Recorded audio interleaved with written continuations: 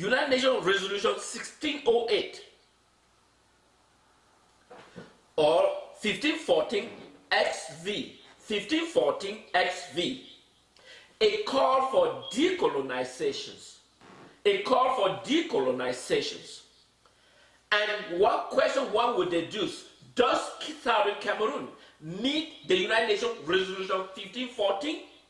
And if you agree with me, you will agree with me that United Nations Resolution 1514 apply to the people of Southern Cameroon because one, Southern Cameroon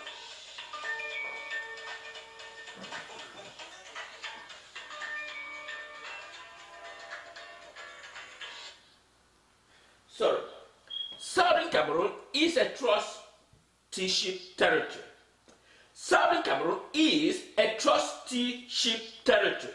So if Southern Cameroon is a trusteeship territory, therefore they met the criteria of the United Nations Resolution 1514 XV, which called for those trust territory be decolonized. So if that Southern Cameroon met the criteria, and French-speaking La Republique du Cameroun is also a trustee territory. And if they are a trustee territory, therefore they met the criteria of decolonize. And in accordance of the decolonization, La Republique du Cameroun was decolonized by France to meet the United Nations Resolution 1514 XV. Southern Cameroon was also a United Nations trustee territory and should have been decolonized. Now, let's read. This is the United Nations document from the United Nations website document. It says, first, Cameroon under the United Kingdom administration, in order to abstain wishes of the inhabitants of the territory concerning the wishes of their future and that of the plebiscite in the northern Cameroon, be held within the middle of November 1959. 1959, on the basis of two questions set out in paragraph 2. So this is where the fraud was carried out against the people of Southern Cameroon. These two questions, why not the third questions? Because Southern Cameroon meet United Nations Resolution 1514 on that of decolonization. It called for decolonization to meet the United Nations Resolution 1514. So why, at what point did they arrive at a choice of two sets of questions that Southern Cameroon should opt for an independent? Let me read it. And in those two sets of questions, paragraph B, on the subsection 2, paragraph B, subsection 2, paragraph B, and it reads, the people of Southern Cameroon shall have similar decided to achieve independence by joining the independent Republic of Cameroon. Are you getting that? On paragraph 2, section B, the people of Southern Cameroon have similarly decided to achieve independence by joining the independent Republic of Cameroon. Now, paragraph 4, still under United Nations document, decided that the plebiscite have been taken separately with different results. When they ask about separately, means they're also referring to the northern state that voted to join Nigeria. Do you get this clear? They decided that the plebiscite having been taken separately with different results, the trusteeship agreement of 13 December 1946 concerning the United Kingdom administration shall be terminated. Now, why would the UK terminate a relationship when it was absolutely disgraceful? Now look, then let's go to section B. With respect to the Southern Cameroon, on October 1961, upon its joining the Republic of Cameroon, paragraph 5, that is a very important reason. Paragraph 5, pay close attention. That is very, very important. Now, let's look at paragraph 5. Invites the administering authority. Invites the administering authority, the government of the Southern Cameroon. Do you understand? Do you get it? That is the United Nations. Invites the government of Southern Cameroon. So, which government are they referring to? They are referring to the government of J.N. Foncha. First, there are three sets of prime minister of Southern Cameroon.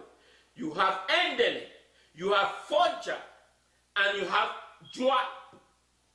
So those were the executive arm of government in Southern Cameroon.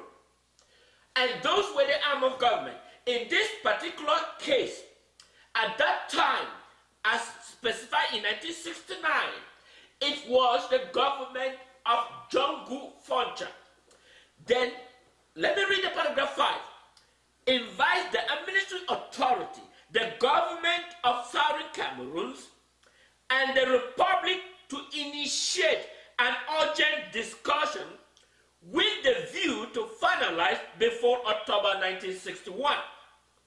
The arrangements which they agree and declare policies of the party concerned will be implemented.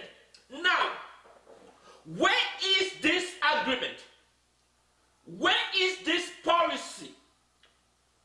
Where is this policy?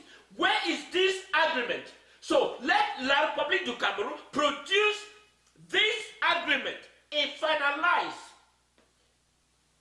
Am I making sense? Because this fraudulence that the world turn a blind eye not to speak up, not to stand for the truth.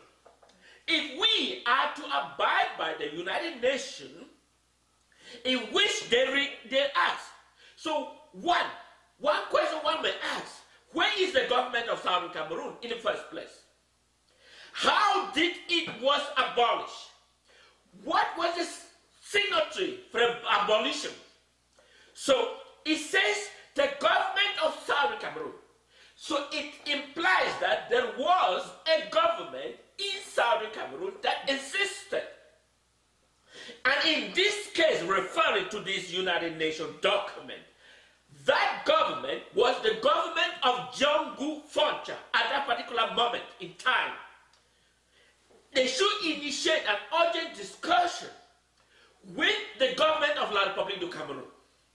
So now, where is that document in which those negotiations took place between the Southern Cameroon government and La Republique du Cameroun? The people of Southern Cameroon did not come like a guinea pig. They did not come like a sheep. They didn't come like animals. La Republique has no legal authority whatsoever to carry on massacre. Of course, you listen to the European representative referring to, imagine that was happening in Europe. Imagine those massacres were happening in Europe. That would have drawn attention for the Europeans. But now, because it is in Africa, it is none of their business. It is none of their business. Of course, this is a valid legal document. They should initiate with an urgent discussion with the government of Southern Cameroon. With the government of Southern Cameroon. So where is that government of Southern Cameroon in which La Republique initiate? Of course, They carry on massacring of our people.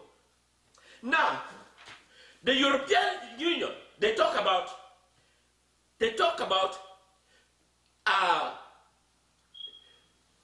one thing for sure, in any business environment, when there is a regulation that needs to be imposed, there must be a price tag. A price tag is the consequence. Now let's look at the word consequence. I'm sure we are not in the era of dictionary. Now let's look at the word consequence. Now let's look at the word consequence. Then we'll go into the message. Let's look. Okay. Dictionary, this is a new era of dictionary. Okay, let's look consequence. Consequence.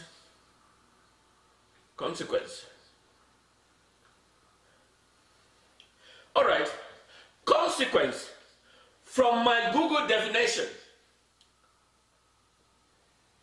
it is a plural nouns. One, a result of an effect or an action or condition. Many have laid off from work, or a consequence of administration or policy. An important or relevant, the past of no consequence.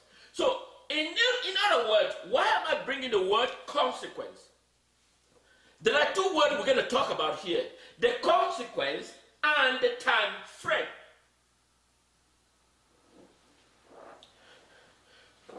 When the United States declared war in Iraq, there was a consequence. And because Iraq invaded Kuwait, deprived them of their sovereignty. When Iraq declared war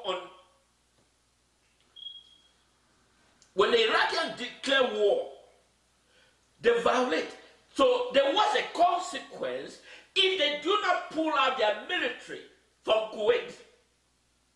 So there was a consequence. And in addition to consequence, there was a time frame. And that time frame is the window opportunity for the Iraqis to decide whether they want to stay in North Korea or they need to pull its military. So now, we've seen the US Congress written. We've seen the European Parliament. We've seen all these organizations written. What is the time frame? What is the time frame? Now, let's look at the word time frame. Let's go back to our normal dictionary. Google. Time frame.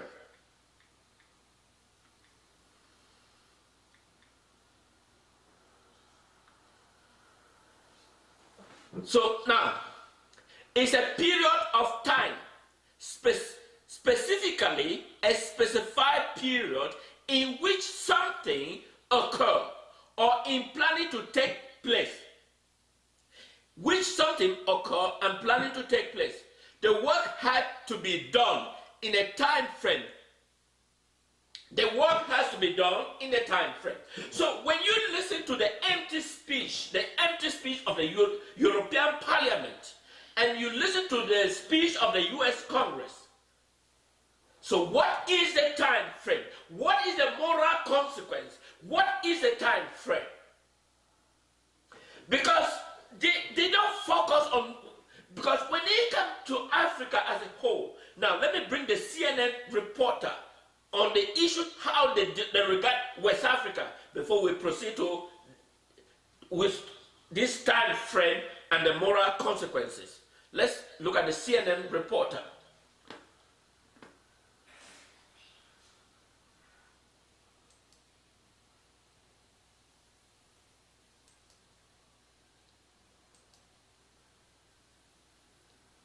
John, if you are somebody from West Africa, from parts of Central Africa, of course you likely do know about the Anglophone crisis in Cameroon, but this war does seem to get very little attention in the international media. It does seem to be relatively less well known than, say, what's happening in Tigray. Why is that? Well, I think that it's been neglected, and that's been a real tragedy. And the reasons are pretty self-explanatory. This is a very complex crisis. in a medium-sized country, and it's been simmering since 2016, 2017. And so most of the international media, not your program of course, doesn't spend a lot of time on Africa. And so they're focused on Ethiopia or the Sahel or Nigeria. These are easier to convey to international communities what the stakes are. But Cameroon ends up getting short shrift. I would note that the international community, diplomats, the U.S. Congress, Africans are engaged on this topic and on this crisis, but they're not having much effect. So what can the regional community, obviously France and Cameroon have a good working relationship as well, what can the regional community actually do to create some kind of resolution, to work towards some kind of ceasefire? Well, I mean, there's a couple of challenges, right? First of all, the government so far has only made very superficial concessions. It's really dragged its feet. And on the side of the Anglophones, well, it's very divided, very fragmented. You've got elements that are for peace, just the cessation of conflict. You've got elements that want a new federal or confederal arrangement, and then you've got the secessionists. And some of them can be very hardline, very violent, attacking civilians, attacking each other. And so this has been difficult because who do you negotiate? I think the international community, though, and we've seen the Swiss do this a little bit, can bring these sides together to set up some agreed upon standards and agreed upon benchmarks for moving towards peace. But we're going to have to see a more robust and higher level engagement if we want to move forward. And from France's perspective, they're unlikely to put that much pressure on Cameroon at this point in time. Cameroon has been very useful to France in terms of fighting terrorism. It's been very useful in terms of welcoming refugees from the Central African Republic. So Paris, Emmanuel Macron, they're unlikely to rock the boat too much at this time. Yeah, you nailed it, right? Cameroon's an incredibly important counterterrorism partner for French. It's also important for the Central African Republic. And President Paul Biya of Cameroon has this long relationship with Paris, going back decades. So they're unlikely to upset the apple cart. And finally, and we see this with Paris's relationship across the region, they don't want to do things in a public manner. They don't want to potentially embarrass their former colonies. So everything is quiet. Everything is sort of behind the scenes. And it's not to say they haven't condemned some of the human rights abuses or called for dialogue, but it has been very muted in general, given what the problems are. Now, you listen to a CNN reporter on the rationale why that person speaking is a high level within the U.S. State Department. And that is giving an important details of what they feel or they think about the crisis in Southern Cameroon. And you all listen to the opening statement. Now let's bring the U.S. Secretary of State in a brief moment, did not even touch the point. He just mentioned it on a brief moment. Now let's bring the U.S. Secretary of State. Now, stay tuned.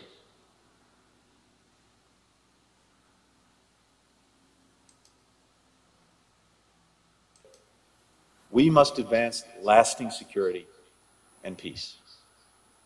We know that instability and insecurity are at the top of nearly every Nigerian's mind. The same can be said for people in Ethiopia, Somalia, Mozambique, Cameroon, Mali, Niger, and other countries across the continent. The threats posed by violent extremists, by criminals, internal armed conflict, these threats are very real and so present in people's lives. So is there potential to destabilize nations and regions, to undermine development, to ignite humanitarian disasters.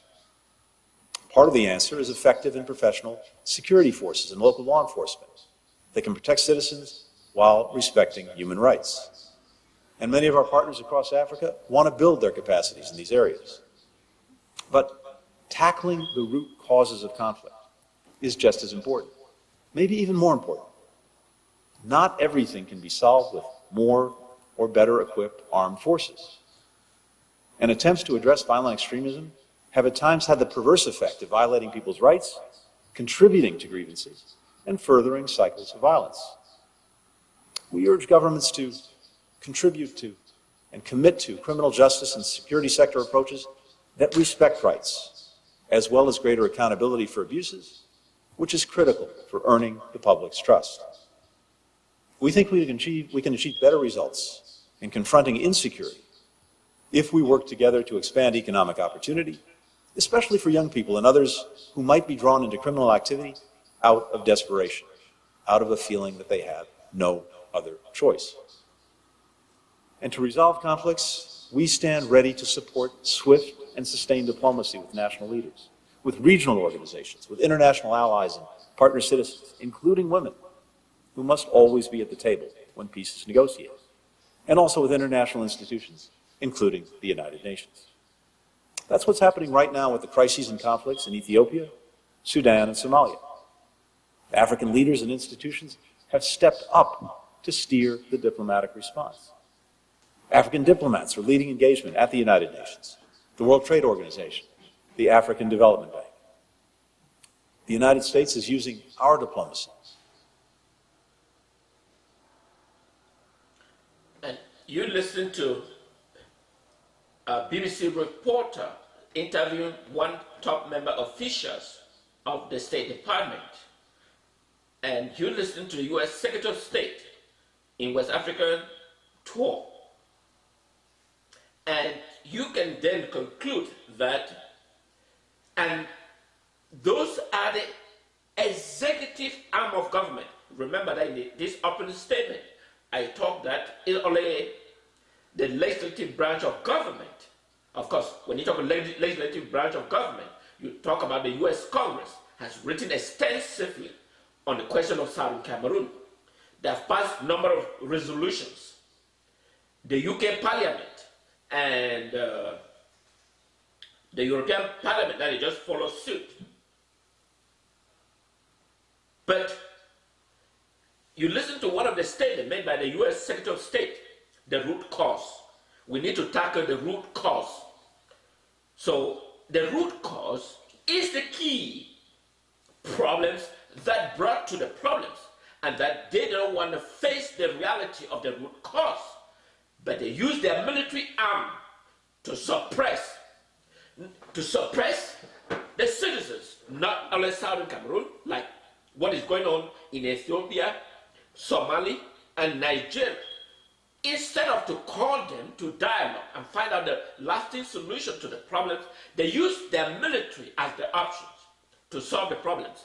So now bring to, I know I have already talked about this. So the root cause for Southern Cameroon in specifically is the United Nations Resolution 1514 and United Nations Resolution 1608 XV. Those are the two that have brought this crisis. It called for decolonization and it called for... So the first root cause to be presented is to look at this United Nations, whether it was unjustly applied to member nations. And if it was unjust applied, could it be revisited? Why is it so difficult that the European cannot mention about it? They talk about human rights, but there is a cause why it built up to arrive to a point of human rights, because it is initially systematically failure to tackle the root cause. If the government of Southern Cameroon existed, why is it now? Why was it abolished? Does La Republique have the authority to abolish a government of another nation? They came together under equal entity. It did not come like a subversive nation under La Republique du Cameroun. It came with equal entity, equally like La Republique du Cameroun. Now, there are two important individuals that you see just underneath me. One is Emi, Colonel Emi. That is the La Republique actor that is responsible with the massacre that is going on and slaughtering. It's him and the United Nations and La Republique Secretary General Those are the two individuals, there are more of them, that are responsible for the massacre with a British Navy, Titus, who is a Southern Cameroon, former military wing of the UK. He has served in the British military and now residing in Britain. He is the one playing the dirty business of La Republique du Cameroun. La Republique du Cameroun is sending a lot of money. Okay, let's take for Ayafo, the lady who was a prison guard. This lady, first person to have the video before any other person, before any circulation. So when did he got the video? Because Emi is the one responsible financing, carry on the action with his element of military and massacre with authorization from the presidency. This is the rationale. Despite the call from US Congress, Europeans, and any other nations, including Russia, this is the thinking behind this individual. Ferdinand Gongo, they think they can conquer the Southern Cameroon and now present it that they have eliminated every avenue so that they can control and present it. That is the purpose. And that is why they use every avenue to present the people of Southern Cameroon as the bad guys. To present the people of Southern Cameroon as the bad guys so that they can carry their rapid action military in Southern Cameroon, massacre and kill citizens, so that they can portray to the international community. And so to do so, they carry on illegal activities in Southern Cameroon, like the recent incidents. Of course, the Gabon massacre, it was widely speculated that it was carried on by the Southern Cameroon until satellite images, the Gabon massacre, until satellite images were being broadcast. And finally, they agreed that it was carried on. But the Minister of Defense on the public media declared that the government was not responsible for the action. So how much do we have to? It was in the state media that the highest minister of La Republique du Cameroon publicly declared that they are not responsible.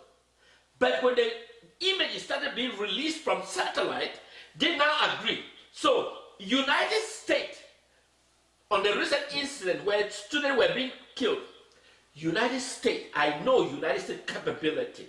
United States has the ability, the capability to bring out the images from where the people that were dressed and where they planned and where they came out and carried on those massacre of students.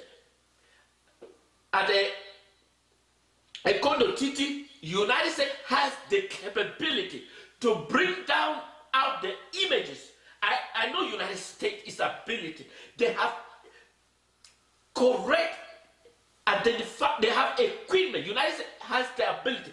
If United States choose to, United States can bring the images right now from the foot of the dressing, from where they started and from where they carry the massacre and where they depart and where they reside and bring it out. United States has the ability. And this planning is carried out at the presidency by Ferdinand Ngongo and the Secretary General, the Minister of Defense, and this guy at the gendarmerie, they call him Mimi. That is the person of interest that is responsible for the drastic massacre that is going on in Southern Cameroon.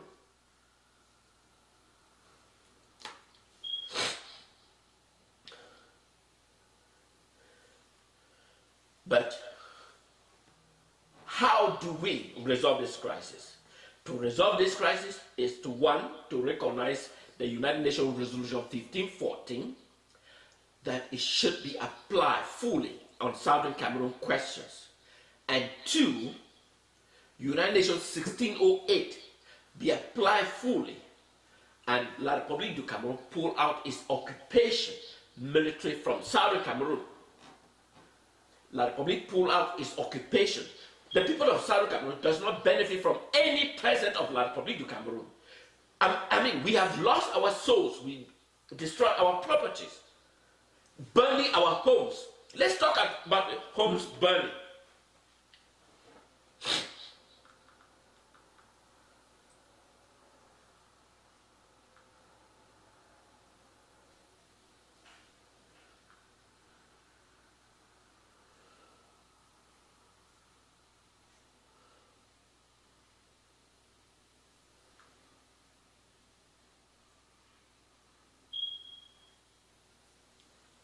Let's talk about our home burning.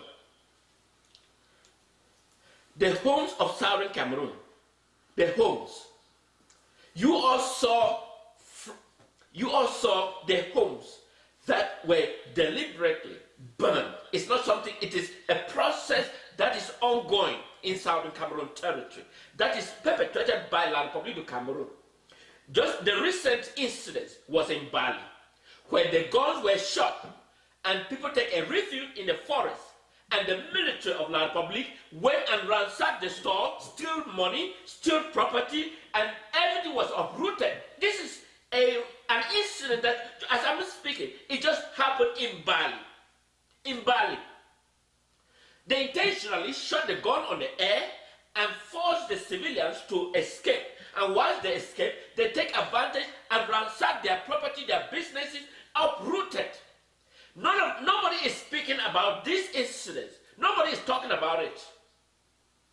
And yet, they see the people of Southern Cameroon to be able to live together with this terrorist organization, La Republique du Cameroon. Anyway, so, fellow brothers and sisters, I want to thank all of you for watching. I am going to end here this Sunday. I am going to continue with this line of argument. And I want to appreciate you for watching. And thanks the support and everything that we are all fighting. We are fighting for the common good and the injustice that the world community has imposed upon the people of Southern Cameroon. It is our obligations to expose it to the world, and the injustice that being carried on and persuaded it as though it is the legal framework. And I want to appreciate all of you for watching, and God bless Ambazonians, God bless the rest of the nations, God bless. We will stand together and fight for this till the end. Ambazonia must be free.